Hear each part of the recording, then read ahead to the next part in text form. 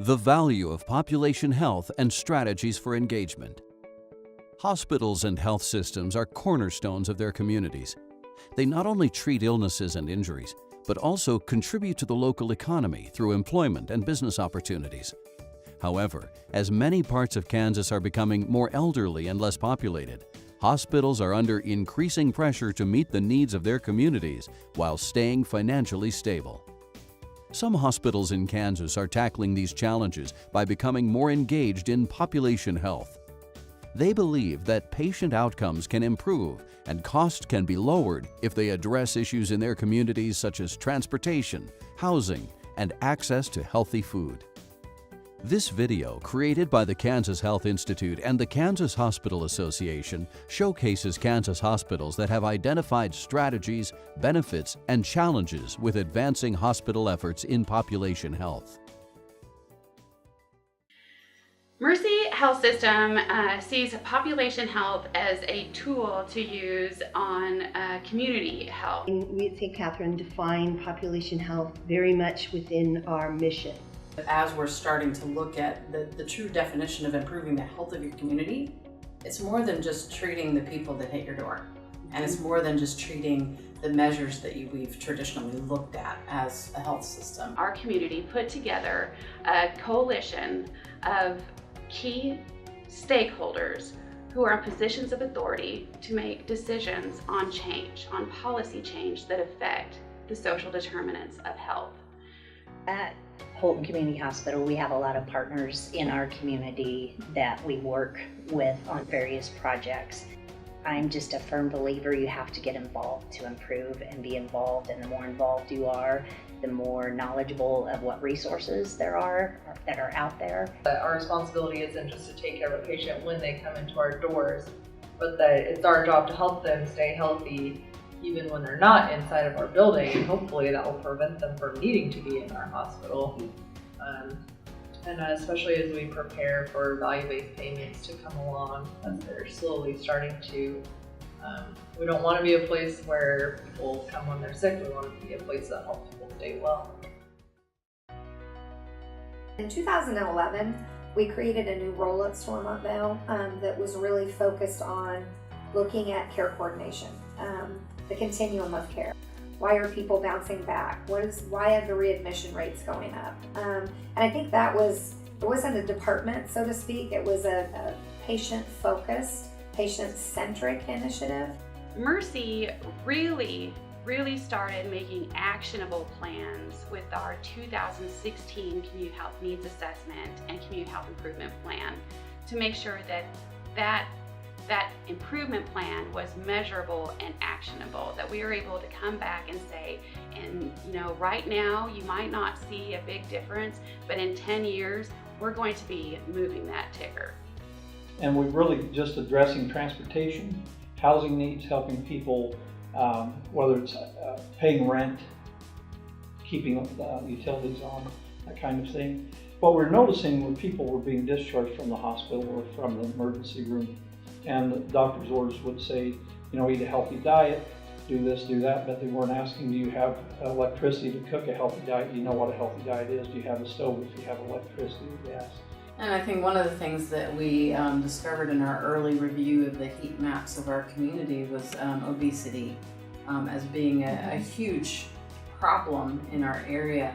The somewhat surprising and maybe not intuitive component of that is how obesity relates to food insecurity and the choices that people have, and the lack of the fresh fruits and vegetables and more convenience type food, and the cheap food is oftentimes not the most nutritious food.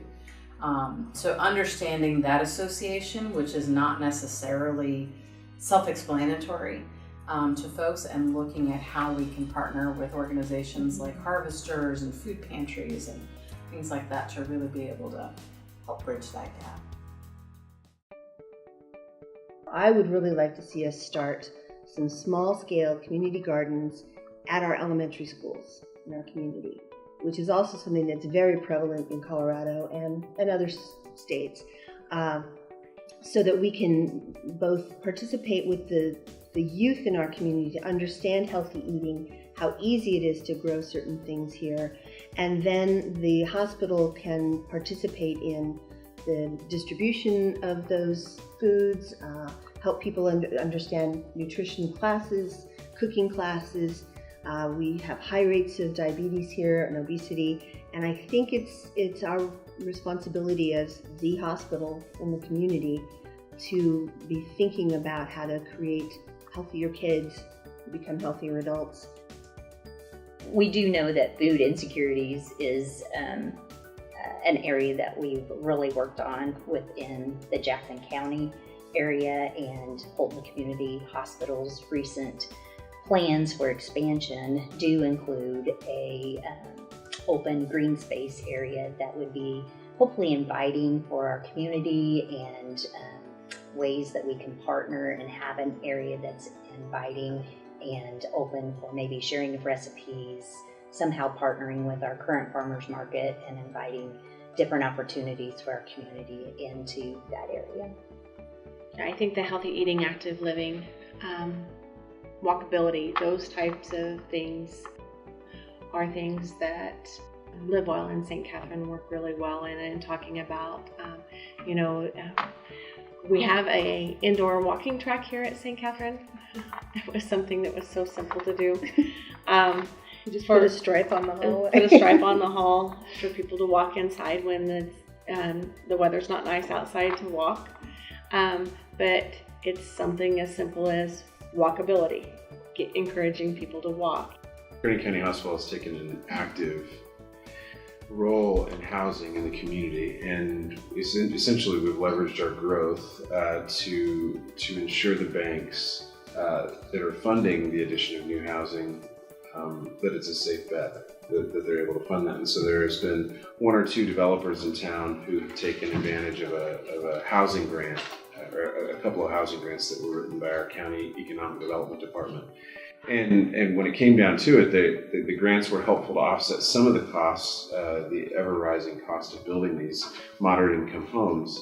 But there was still some level of risk that the bank wasn't comfortable with. And so our hospital essentially partnered with those developers and said, we will guarantee the rent on these new units for the first year. We implemented a diabetes prevention program. We piloted it with our largest manufacturer in the community. They added it as their worksite design as a benefit to their employees. So they're actually paying Mercy Hospital to provide diabetes prevention program to their employees on the worksite. It has been a significant success so far, so much so that they invited Mercy back to do a second round. We have colored tongs in the cafeteria. The green ones are the healthy, the yellow ones are pretty healthy, and then the red ones are just have a little bit of that. Yeah. So and changing and changing things, and being that lead for the hospital to be the lead in healthy eating, healthy active living, those types of things that for everybody, but definitely for kids, for them to see. We now have a really powerhouse electronic medical record system. So I think another immediate need and step is to harness that data. Even just with our patient population, not even, well, they're all in the community, right? But again, let's pull all of the diabetics and map their A1Cs and then push out communications to them about classes, nutrition classes, home gardening techniques, things like that would really utilize that data-rich environment that we only had for a year now. Our previous EMR couldn't do that kind of data tracking. We have over 50% of our fifth graders last year were either overweight or obese. Our statistics in Bourbon County are worse than nationwide. So we decided to respond to the needs of the community and start the Children's Wellness Clinic to help address some healthy lifestyles and behaviors with our youth, to start with prevention at a younger age. We have found that program will be strictly community benefits. There is no code that is reimbursable for obesity unless you have a comorbidity, and sometimes you do, but children or youth typically haven't reached that point yet. So in order to address the overall cost of healthcare in the future, we are just giving back today with the Children's Wellness Clinic. We created a prescription for walking as prescription pad for walking because we have trails, but we wanted, like if we thought maybe if physicians or providers would write a prescription that you need to be walking 30 minutes a day, maybe that would help, people be more active. And so it's a prescription pad that tells them to walk and has the trails. Has the trail system on it. So, innovative little things like that to make them more aware of, I probably do need to do that. Of course, securing buy-in is always going to be an issue. That is one of the critical pieces to our work. So being able to have a community champion that provides a consistent and persistent message is absolutely critical. Culture change does not happen overnight. So having somebody who's persistently saying, this is what we're trying to do, this is our message, and that person who is speaking to that specific audience. When I go speak to the Kiwanis, I know that they care about kids. So I tie that into the message that I am trying to convey, that we care about kids too. This is what we're doing, and this is why it's important to our future. And same with when I go to speak to the Rotary, or when I'm putting on social media, or when I go speak to our government officials.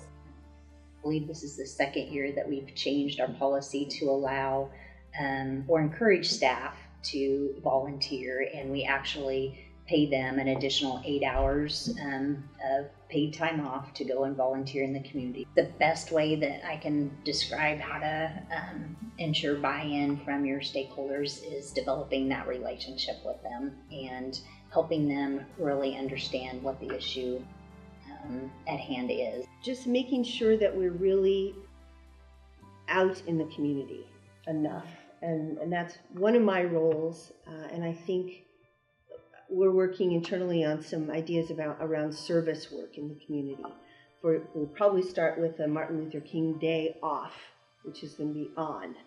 Martin Luther King Day on, where folks can be paid their salary for the day, but doing specific community resource work around health. The most important thing Kearney County Hospital did in this journey was ask patients what was important to them. Not just patients, but ask the entire community what was important to them, and identifying those needs. And that really didn't take all that much money. And we did invest $10 per survey completed as an incentive in the form of a Subway gift card or chamber bucks or money that could stay in the community. Being in such a diverse community, I think St. Catherine has been challenged with meeting the needs of all of the cultures that we serve. How many languages in our elementary school? 26 unique languages in our elementary school. So the common message across the board has been, if we want to see these outcomes change, we have to make the right thing easier and the wrong thing more difficult. And making the right thing easier is popular. Making the wrong thing more difficult is what gets controversial, and both are necessary if we're going to change any behavior. Making sure that the need is identified within the community. So again, knowing your community and knowing that just because it works in a community in the state of Kansas doesn't mean that that's what your community needs. We have seen lots of successes. We have been even awarded a Community Health Champion Award by the Kansas State of Wellness. We have been able to implement a non-motorized transportation plan, the Bourbon County Food Alliance. We now see 5 restaurants with locally produced food and 5 food retail promoting locally produced food. There has been policy change to the modeling level policy in 2 school districts and 6 different school buildings. We have seen worksite wellness policy be implemented in 3 different work sites, and we expect to see more from there. The fact that St. Catherine gave birth to the Finney County Community Health Coalition, and it continues to be the loving parent in many, many ways, I think is probably our biggest success, because insofar as St. Catherine has been the launching pad and the supporter of the coalition, we've participated in all of the successes that have happened in some way, whether we were directly a subcontractor on a grant or our staff were participating in a particular aspect, but we are we're so connected, we're so intertwined with the agencies within the coalition. As a hospitalist, it's the long game, and it's thinking about what is your true driver. And if you maintain that focus of it truly being about wanting to improve the health of your community, wanting to improve the health of the patient, both the patients that you serve and the patients that that live in the communities that you're in. one really has to think in humble terms, listening, going out into the community. Being very careful to listen and not tell people what they need. Having our physicians at the table to talk through quality opportunities for their patients is key. The earlier you can do that, the better. Some small things that you can do would be just building those partnerships and initially just raising awareness of what your work is going to be. But it is crucial to be able to engage your community by using marketing techniques and campaigning. If you want to engage your community, that's through radio ads and social media and out there on the chamber coffees and going to these things and talking with people and talking to people about your cause and your initiative. It's the right thing to do. It's the right thing to do. This work that we do is about people. It isn't good enough to simply say we're good at this stuff. We have to prove it. We have to have health outcomes that can back it. The Kansas Health Institute and the Kansas Hospital Association recognize the essential role Kansas hospitals can play in addressing population health. KHI and KHA have conducted numerous hospital interviews and a statewide survey to better understand efforts in this area.